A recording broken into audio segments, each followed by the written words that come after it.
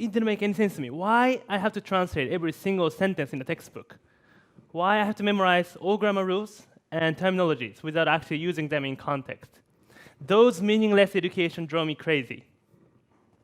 I just wanted to express how pointless it was to study for an exam that won't prepare for anything in this globalized society.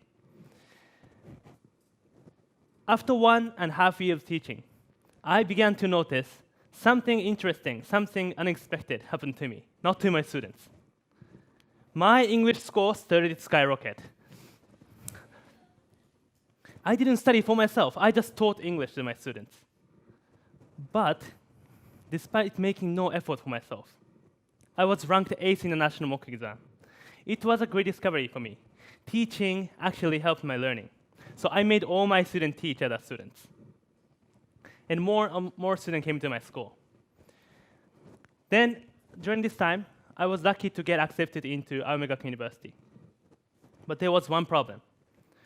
While I was enjoying my university life in Tokyo, somebody had to take care of my students in Yamanashi.